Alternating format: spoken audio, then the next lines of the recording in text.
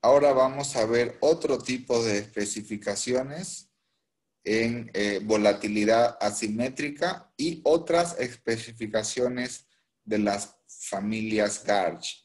Vamos a hablar de las estimaciones EGARCH, vamos a hablar de la estimación TARCH con un rezago umbral, estimaciones PARCH y estimaciones CGARCH y AC-GARCH.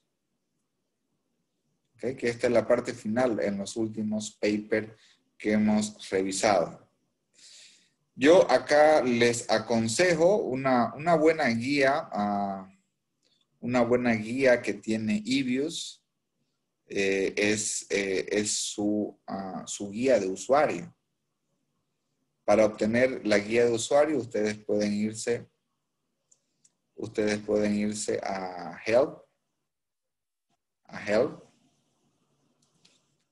y tenemos lo que son los documentos. Pueden consultar, por ejemplo, la guía para usuario 1 o la guía para usuario 2. Me parece que en la guía para usuario 2 están todo lo que son las estimaciones GARCH. Entonces, si seleccionamos, por ejemplo, la guía para usuario 2, tiene que llevarnos a un documento en PDF.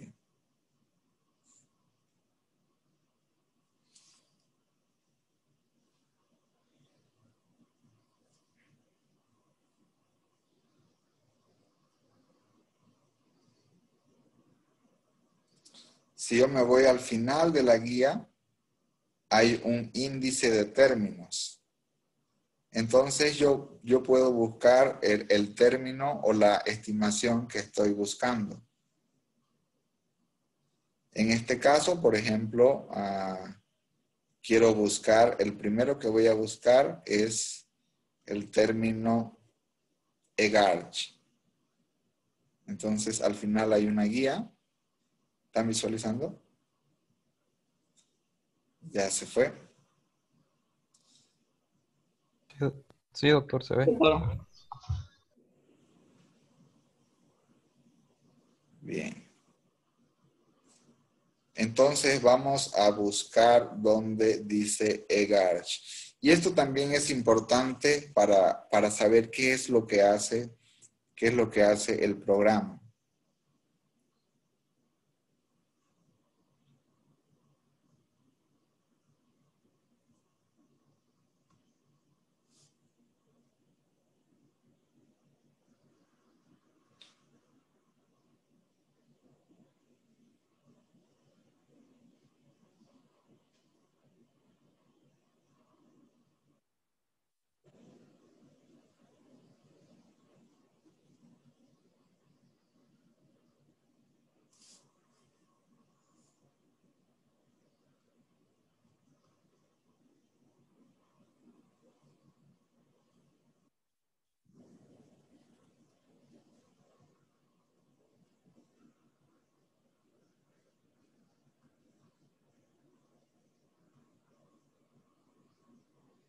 Aquí están todas las estimaciones que hay en EBIUS y están ordenadas de forma alfabética. Entonces debemos irnos hasta la letra EGARCH, que es la letra E.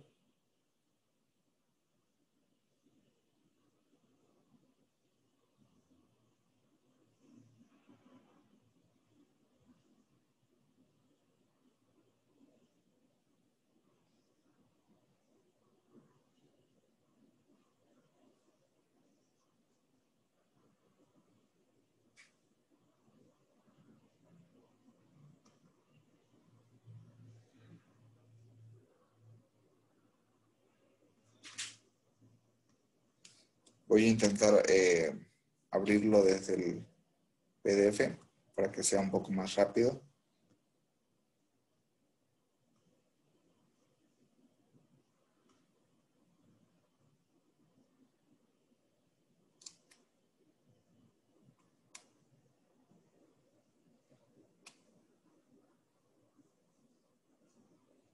O lo que vamos a hacer es Vamos a guardar esto, ¿no? Puedo guardarlo.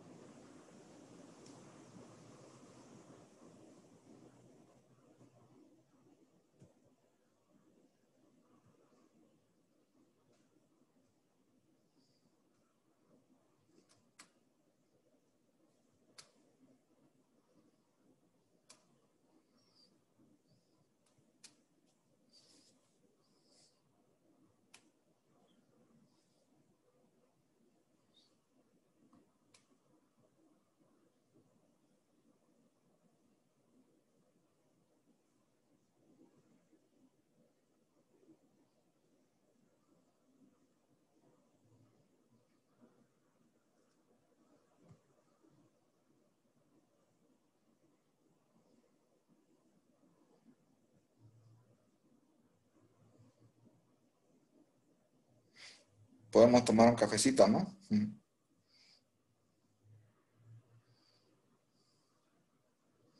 Mientras esperamos. Sí, doctor, por favor.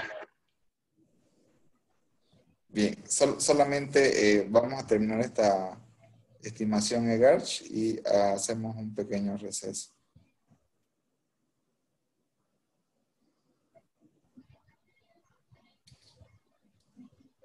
Bien, entonces, ¿ubicaron dónde está EGARCH? En la guía de IBIUS.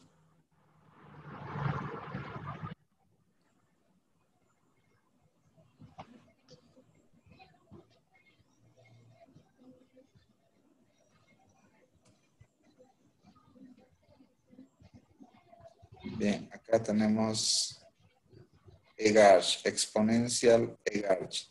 Si ustedes recuerdan, una de las importancias que tiene la especificación EGARCH, por una parte es que nos elimina la condición en la restricción de la negatividad de los parámetros, es decir, que ahora los parámetros pudieran ser negativos. Y por otra parte, esto surge a través también que la especificación de la varianza condicional está en escala logarítmica, ¿no es cierto? Y de igual manera también captura efectos de apalancamiento o asimetría si las buenas noticias o las malas noticias tienen efectos sobre la varianza condicional. Y básicamente el efecto de apalancamiento se puede apreciar si con la hipótesis si este parámetro es diferente de cero. Digamos de que si es diferente de cero, por ejemplo, si es negativo, significa de que hay un efecto de asimetría. Por otra parte, si este parámetro gamma es estadísticamente igual a cero, significaría de que en realidad no existe un efecto, de asimetría, por lo tanto, las buenas noticias serían exactamente igual que las malas noticias. ¿Cómo podemos verificar esto? Esto ya en IBIUS lo podemos verificar de la siguiente manera.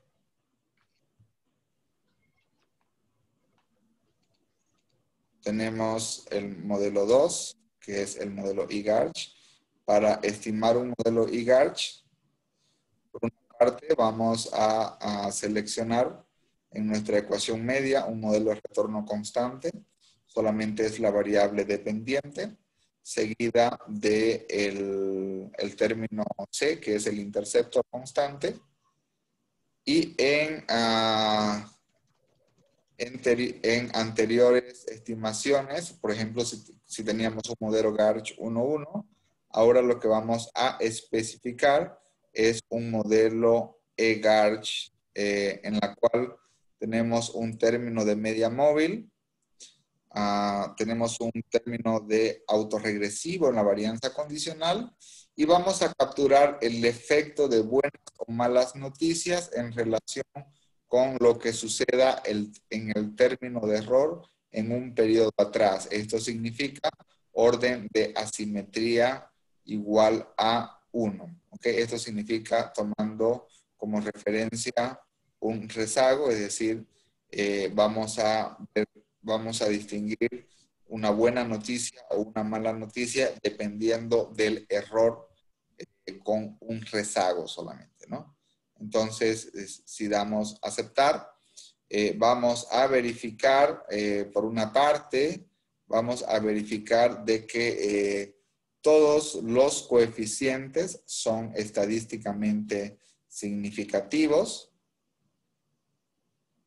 ¿no? Vamos a verificar de que todos los coeficientes son estadísticamente significativos. Y por otra parte, este valor de C4, vamos a verificar que es negativo y distinto de 0, por lo cual, digamos, tenemos la interpretación de un efecto de apalancamiento.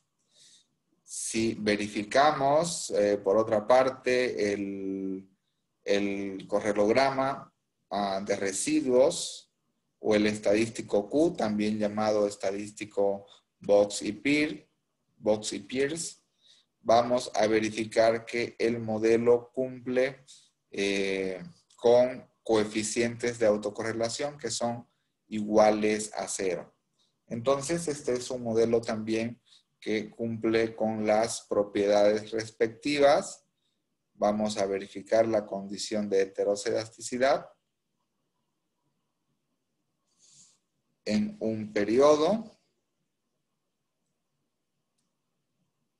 La probabilidad tanto de f como de chi cuadrado es mayor que el 5 y que el 10% respectivamente. Y vamos a verificar también, la prueba ARCH en 2 rezagos y por lo tanto, según nuestro modelo eGARCH, también estaría acorde a las pruebas de especificación respectiva.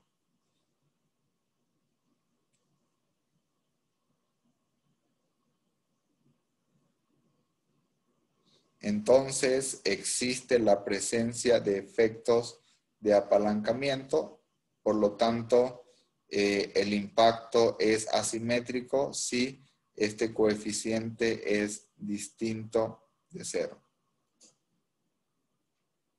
Bien, entonces de esta forma hemos estimado el primer modelo, que es el eGARCH. Vamos a hacer un pequeño receso y después del receso vamos a irnos a las otras estimaciones como son TARCH 1.1, PARCH, CGARCH y ACGARCH. ¿Ok? ¿Les parece bien entonces si nos damos unos 20 minutos de descanso? ¿Les parece bien? Sí, está bien, doctor. Doctor, de Sí. acuerdo. Bien. Vamos a tomar un cafecito entonces.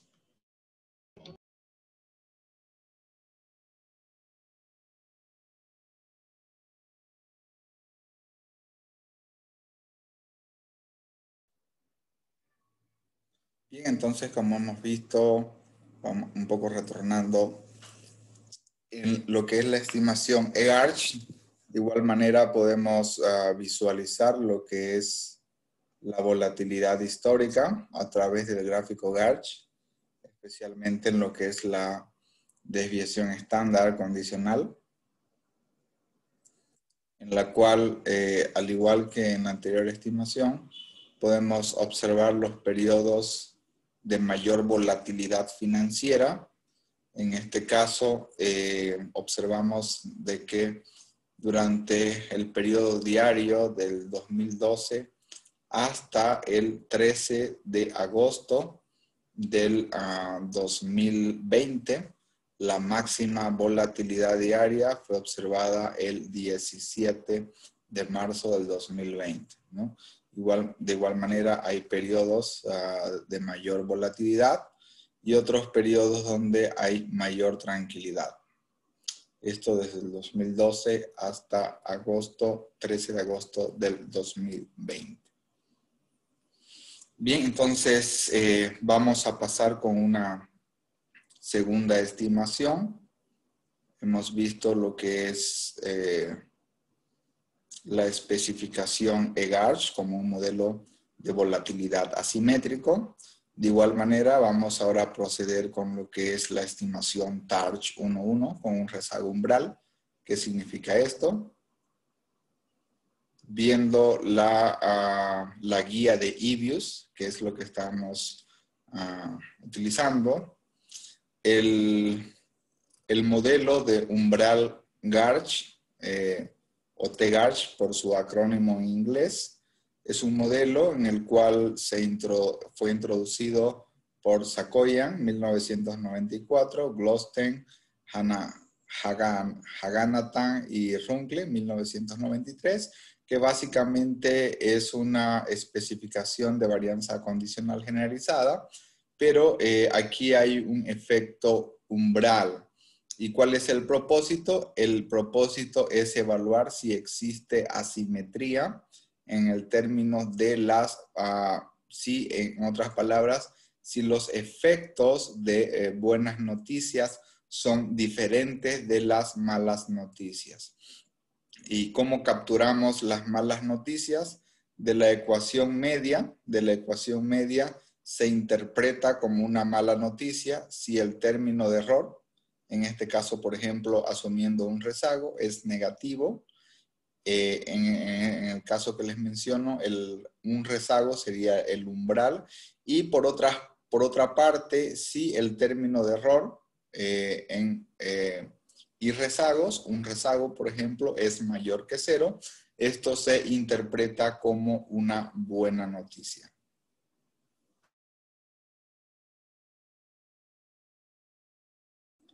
En este caso en particular, se crea una variable dicotómica. En este caso está denotada por la letra R.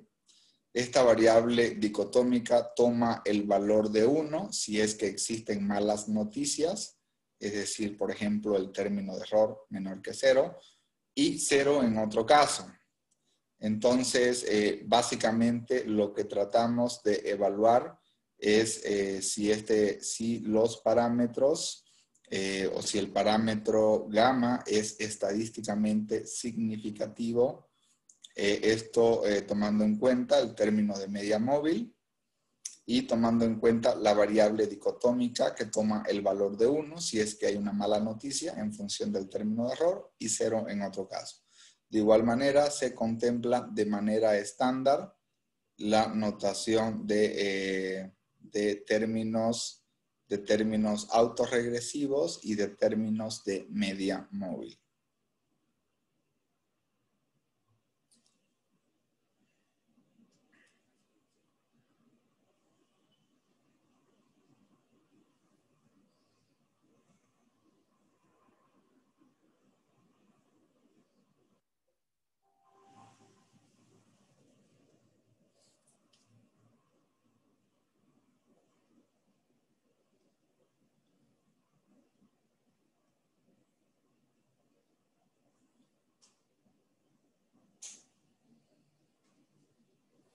En nuestro caso, para hacer una especificación de tipo TARCH, vamos a seleccionar el modelo 3. ¿Cómo estimamos un modelo TARCH? En primer lugar, en la ecuación de varianza, en la ecuación media especificamos cuál va a ser nuestro modelo. En este caso, nuestro modelo está dado por la variable dependiente, que es el retorno del portafolio. Como es un modelo de retorno constante, solamente tiene una constante. Y el tipo de estimación es de tipo GARCH-TARCH. Entonces, lo que vamos a especificar conforme conforme a la instructiva respectiva, es un modelo de tipo TARCH 1.1, es decir, con un término de varianza condicional, un término de media móvil y con un rezago umbral, donde este rezago umbral nos permite diferenciar o generar dónde son las buenas y malas noticias, dependiendo de lo que suceda con el término de error en un rezago. Entonces, para hacer esta especificación, lo que vamos a hacer es que debemos especificar un término en la varianza condicional autorregresiva, es decir, va a tener un término autorregresivo. Por otra parte, el término de media móvil va a tener de igual forma un término, y el rezago umbral va a ser con orden 1. Entonces, lo que nos va a permitir clasificar como una buena o mala noticia va a ser en función de lo que suceda con el error en el rezago anterior. De igual manera, tendremos que verificar, conforme a las series financieras, que el error de distribución sea de tipo de Student. Bien, entonces, ¿qué es lo que encontramos acá? En primer lugar, encontramos de que lo que nos interesa, hay un parámetro que no es significativo, que es el término de media móvil. Los demás términos son significativos. Podríamos plantear una especificación alternativa eliminando este término, inclusive, el término de media móvil. Y lo que debemos verificar es el término TARCH, que es el coeficiente C4, el cual es positivo y es estadísticamente significativo. ¿Qué significa esto? Significa de que si hay malas noticias, es decir, si el valor umbral es igual, si la variable dicotómica es igual a 1, si hay malas noticias, lo que sucede es que esto involucra de que se incrementa la volatilidad o se incrementa la varianza condicional. Y frente a esta especificación, deberemos verificar, valga la redundancia, de que los residuos o coeficientes de autocorrelación sean iguales a 0 a través del estadístico Q, los cuales son estadísticamente igual a 0, los coeficientes de autocorrelación, y de igual manera deberemos verificar de que no persista el problema de la heteroscedasticidad inicialmente identificada, tanto al menos para un rezago como para dos rezagos. Y lo que podemos verificar es que en realidad la heteroscedasticidad ha sido eliminada. Es decir, no persiste en un rezago. La probabilidad F y la probabilidad chi cuadrado es mayor que el 5 y el 10% respectivamente. Lo propio podemos verificar para dos rezagos de forma correspondiente.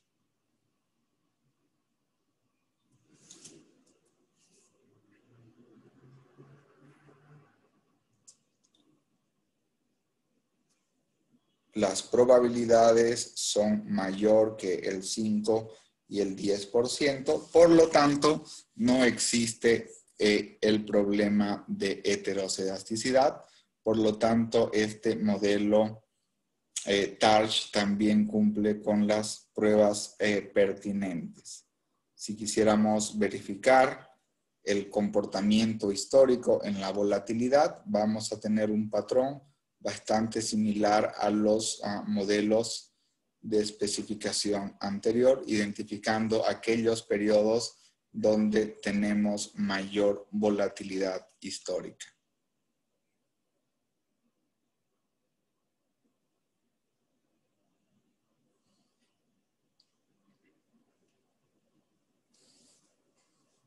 El otro modelo que vamos a estimar según la extensión de las familias Garch es el modelo Parch 1.1. ¿Qué es Parch?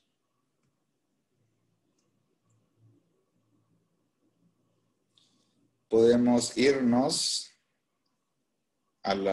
por ejemplo, a la guía de IBIUS para poder identificar qué contiene o cuáles son los elementos relacionados con el modelo Parch.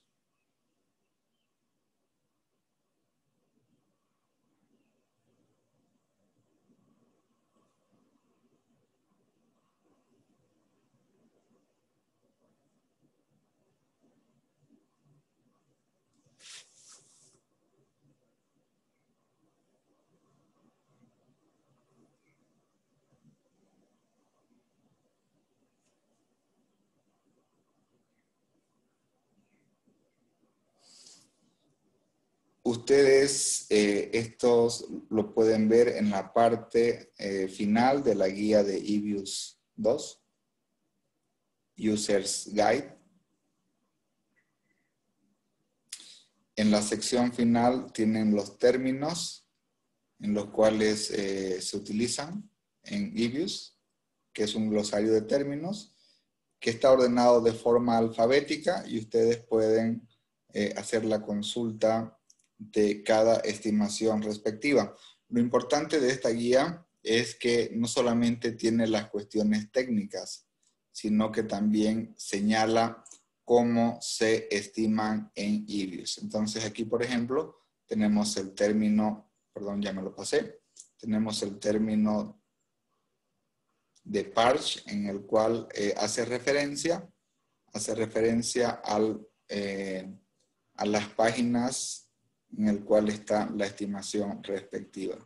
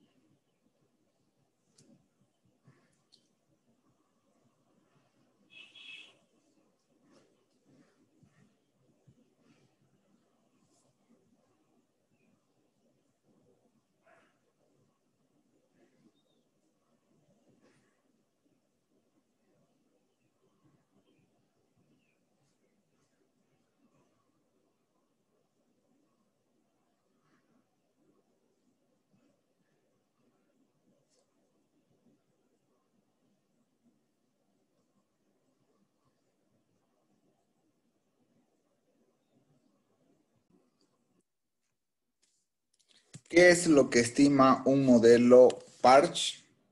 Básicamente, a partir de las contribuciones de Taylor, 1986, y Schwartz, 1889, en el cual se introduce un modelo de desviación estándar de Garch.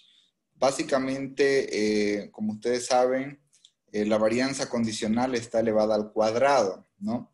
Sin embargo, lo que se menciona es que de igual manera con Dean y colaboradores en 1993, el chiste es de que se presentan hay un problema de la distribución en los coeficientes de autocorrelación y un problema es que no necesariamente la varianza condicional debería estar elevada al cuadrado, sino que podemos especificar una estimación de un poder o un parámetro que nos represente cuál debería ser el exponente desde una perspectiva no lineal en el exponente de la varianza condicional, que básicamente este parámetro es estimado en función de los coeficientes de autocorrelación. Entonces, básicamente, ¿en qué consiste la estimación Parch? En primer lugar tenemos un parámetro delta, que este parámetro delta es el poder o la potencia al cual va a estar elevada la varianza condicional, pero también va a estar elevada el término de media móvil. Y por otra parte también tenemos un valor, un parámetro gamma que nos va a capturar cómo es la relación del término de media móvil en relación con su valor anterior, pero aquí tenemos, digamos, un componente de media móvil en el cual está en relación con su valor absoluto. Entonces, la extensión de esta especificación Parch es que, en primer lugar, tenemos el parámetro delta y por otra parte tenemos el parámetro gamma. Si este gamma es estadísticamente igual a 0, eso involucraría de que sería un Garch simétrico. Sin embargo, si este gamma es distinto de 0, estaríamos frente a la presencia de efectos asimétricos. ¿Okay? Por lo tanto, esta sería la estimación de tipo Parch o poder Arch. ¿Cómo estimamos esto en EBIUS? Tenemos, aquí lo tenemos como el modelo 6. Para estimar nos vamos a Estimate.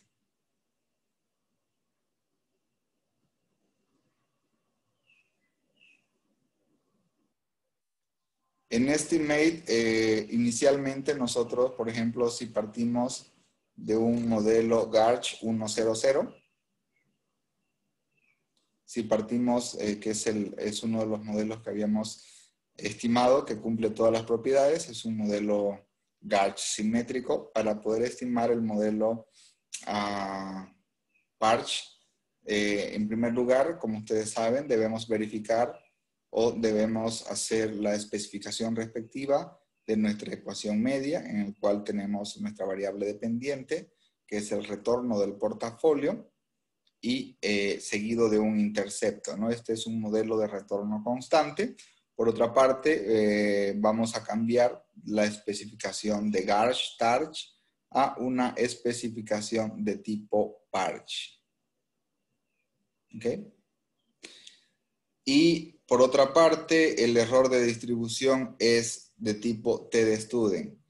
Si nosotros queremos de que el parámetro delta sea estimado de forma automática o de forma endógena a los datos, damos a aceptar. Si quisiéramos especificar un determinado valor del parámetro, podríamos aquí ponerle el valor, por ejemplo, 1, 1.5, 2, podríamos. Sin embargo, lo que vamos a desear es que el parámetro sea estimado acorde a los datos.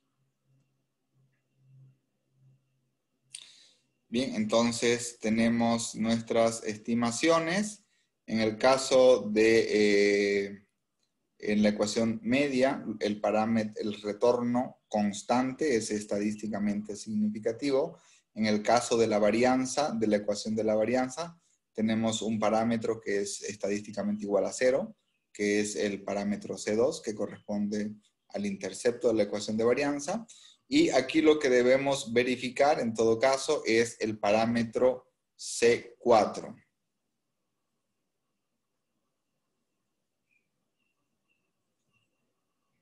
Es el parámetro tanto el C4 como el parámetro C5, los cuales son estadísticamente significativos. De igual manera, debemos verificar de que el correlograma o estadístico Q sea estadísticamente igual a 0. Los coeficientes de autocorrelación de forma individual tienen probabilidades mayor que el 5 y el 10%. Por lo tanto, se cumple la especificación de que los coeficientes de autocorrelación son iguales a 0. Y por otra parte, también verificamos de que no persista el problema de la heterocedasticidad en un rezago y en 2 rezagos respectivamente.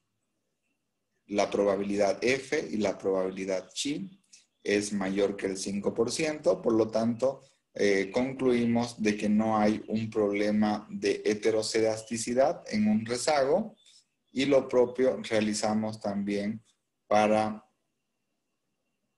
la prueba ARCH, esta vez en 2 rezagos.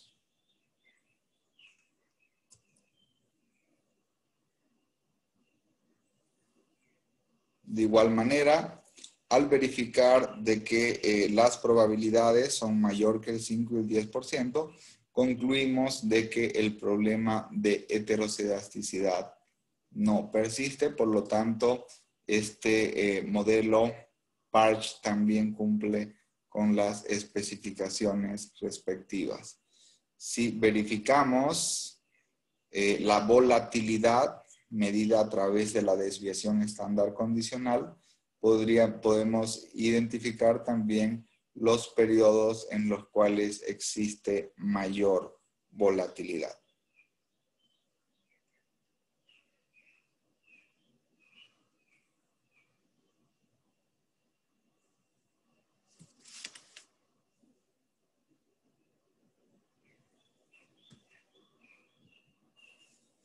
Bien, una vez que hemos identificado modelo EGARCH, modelo TARCH, modelo PARCH, vamos a estimar nuestros 2 últimos modelos en las extensiones de las familias GARCH, una que es el modelo CGARCH y otra la que es el modelo ACGARCH.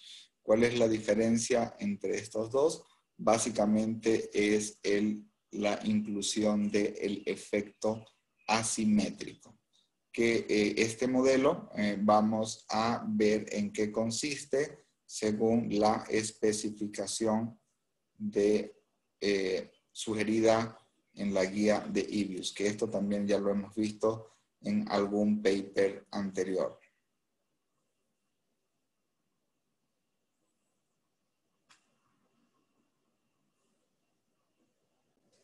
¿En qué consiste el modelo componente GARCH o llamado CGARCH? Básicamente este es un modelo en el cual se hace una revisión y se incluye un nuevo término, en realidad, ¿no?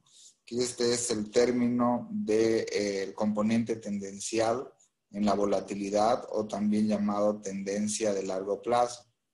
Por lo tanto, el componente de tipo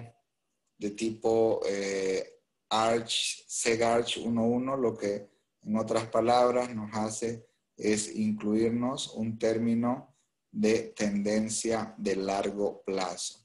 Y esto significa de que este es, en este caso, especificado. Permítanme. La letra W. La letra W está señalando de que puede existir una volatilidad tendencial y por lo tanto hay una transición o un componente de transición, en este caso anotado por la letra M, el cual va a converger a 0 en un tiempo, pero también considerando lo que es esa tendencia de largo plazo. Si ustedes recuerdan, vimos una lectura que era la lectura de cuando veíamos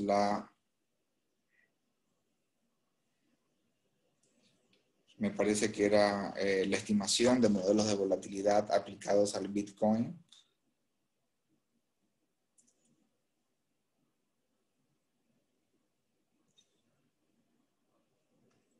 Veíamos una serie, veíamos los 2 modelos, habían 2 modelos.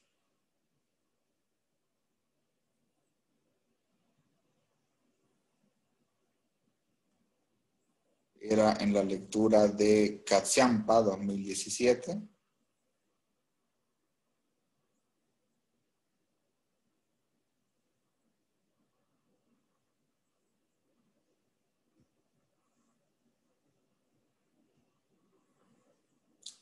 era la lectura de estimación en la volatilidad para el Bitcoin, una comparación de modelos Garch.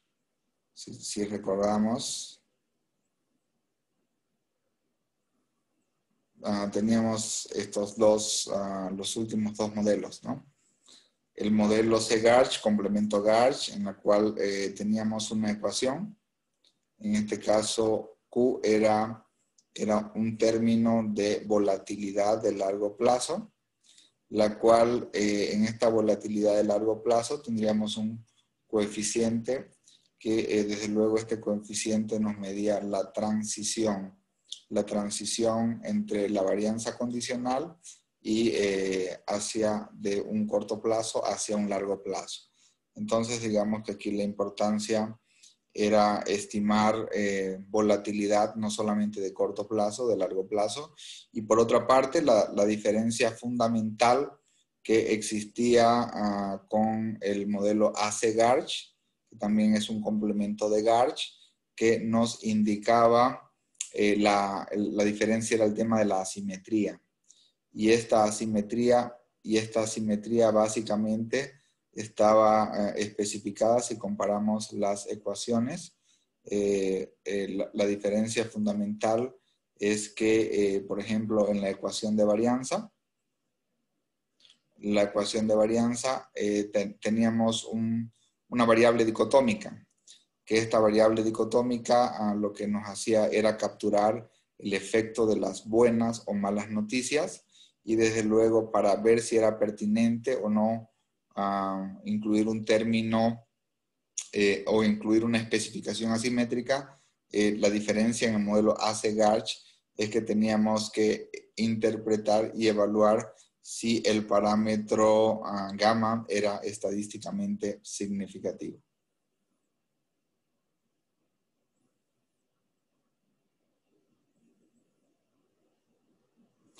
Entonces, al igual que en el paper de Katsiampa 2017,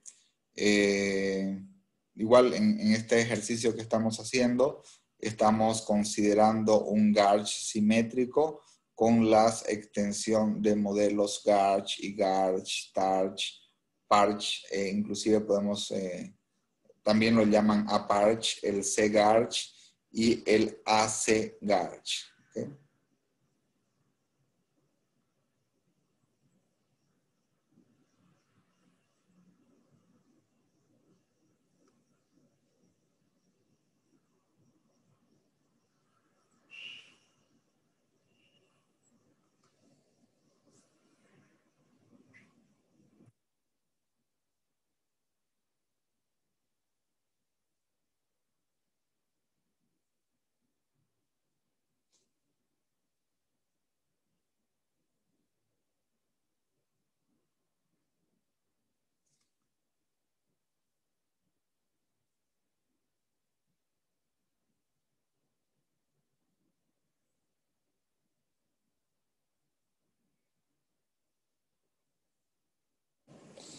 El modelo C-Garch corresponde al modelo número 4.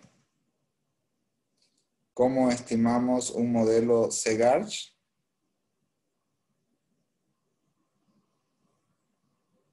Si partimos de un modelo Garch-Tarch 1.1, por ejemplo, este es nuestro modelo simétrico inicial que cumplía con las pruebas de especificación. Lo que debemos hacer es irnos a Estimate. Como ustedes saben, estimamos nuestra ecuación de varianza según el modelo que pudiéramos especificar. Y acá vamos a seleccionar el modelo C-Garch, es el último, que es el modelo componente Arch 1.1. Este es el modelo C-Garch. ¿Cuál es la diferencia entre el modelo C-Arch y el AC-Arch? Es incluir este término umbral. Por el momento no lo vamos a incluir, por el momento. Y de igual manera, como es una serie financiera, estamos especificando un error de distribución de tipo T de estudio.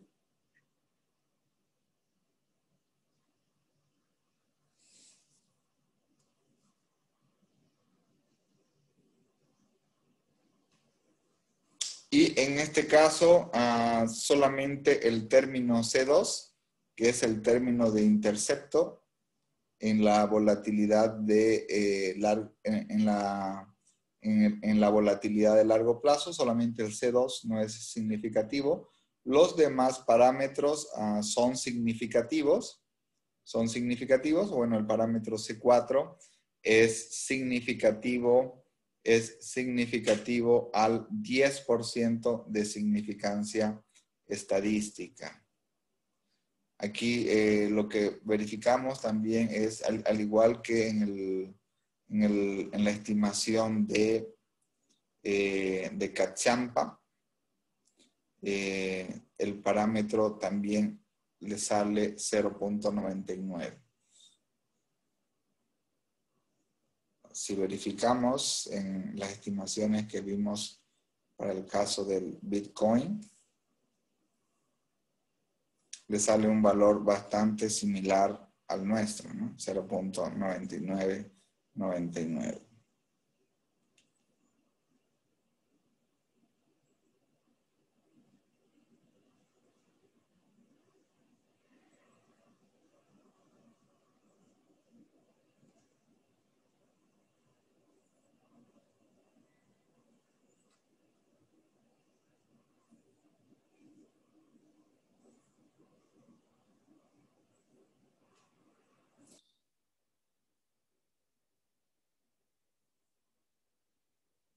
Verificamos en diagnóstico de residuos el estadístico Q o prueba Box y Pierce, y verificamos de que todos los coeficientes de autocorrelación de forma individual y de manera conjunta son estadísticamente iguales a 0. Y de igual manera verificamos de que en 1 y 2 rezagos, respectivamente, no persista el problema de la heterocedasticidad. Y eso lo podemos verificar a través de la probabilidad F y a través de la probabilidad chi cuadrado. Por lo tanto, bajo este modelo no existiría el problema de la varianza distinta o de la heterocedasticidad.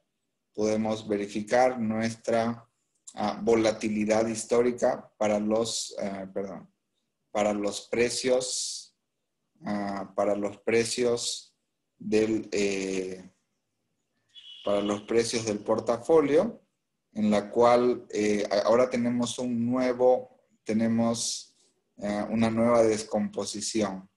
Tenemos por una parte lo que es la desviación estándar condicional, que es la volatilidad de la serie total, pero también tenemos una volatilidad de largo plazo, es la que está con color naranja. Esta volatilidad de largo plazo es interpretada como el componente permanente de volatilidad, ¿no? Cuyo componente permanente de volatilidad se incrementa para el mes de marzo, y de ahí hay un incremento permanente en la volatilidad de la serie. Es como que exista un salto. La diferencia entre la volatilidad total de la serie, que es el color azul, y el componente permanente, nos da también lo que es el componente transitorio. En suma, bajo este enfoque de complemento Garch, podemos interpretar como que tenemos una volatilidad de largo plazo o tendencial, o también llamada componente permanente, y tenemos una volatilidad de corto plazo, también llamada componente transitorio.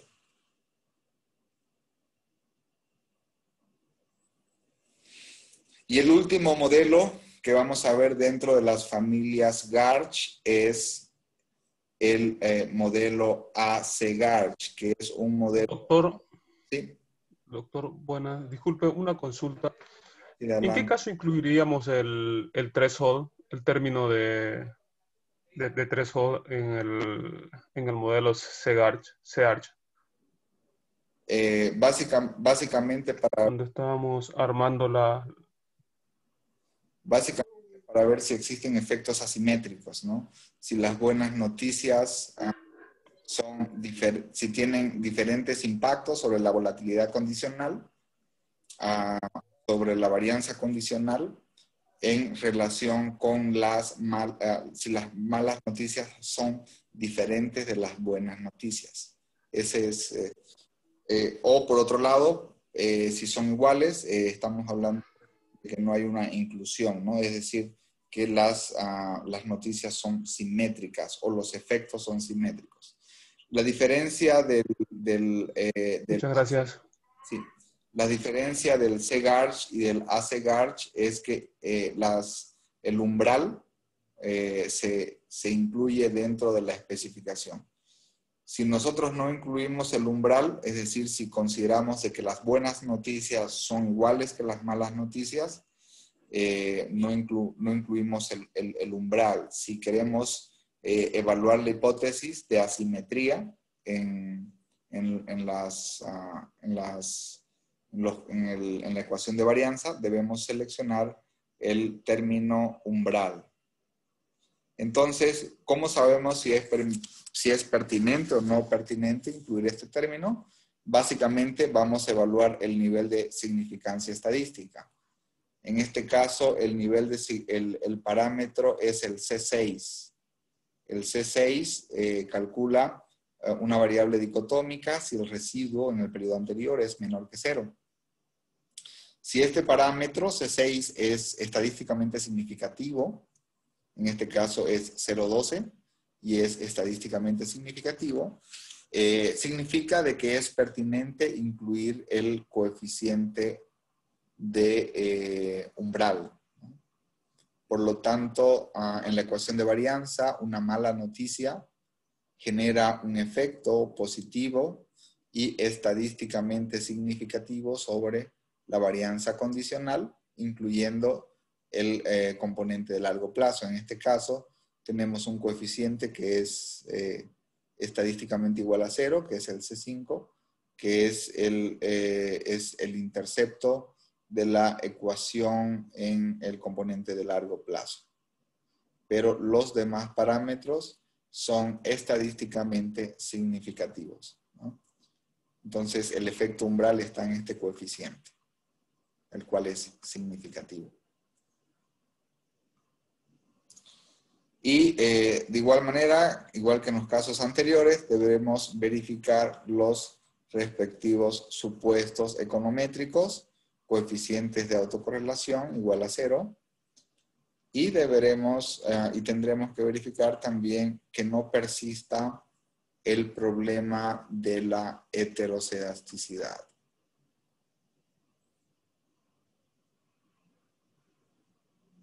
No hay problema de heterocedasticidad en un rezago y no existe problema de heterocedasticidad en dos rezagos, toda vez que la probabilidad F y chi cuadrado es mayor que el 5 y el 10% respectivamente. De igual manera, podemos observar la volatilidad histórica.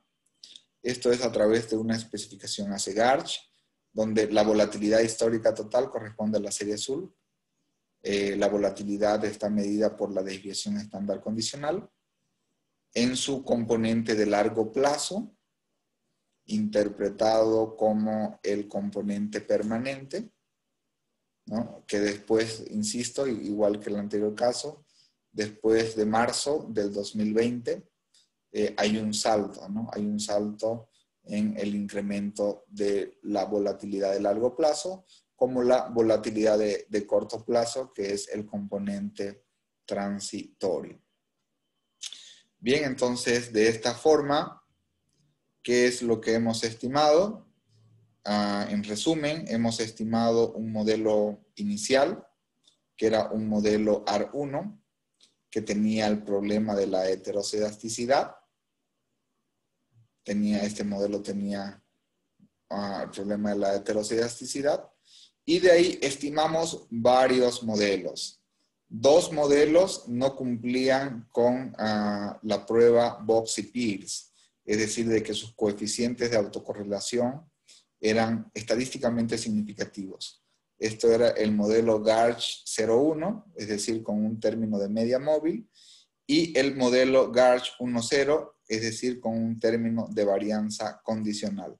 Estos 2 modelos los desechamos porque no cumplen con las pruebas de especificación. De hecho, un modelo de ellos tenía signos negativos y sus parámetros eran no significativos. Y estimamos 6 modelos que cumplen con las pruebas de especificación.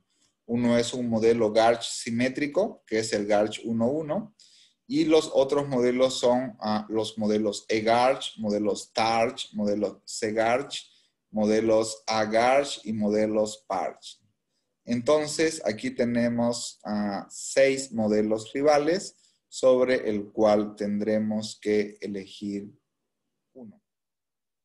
Y hay varias formas para seleccionar el mejor modelo posible. Aquí en el graph, en el archivo en Excel que está en la plataforma, yo lo llevé a eViews, perdón, de eViews lo llevé a Excel.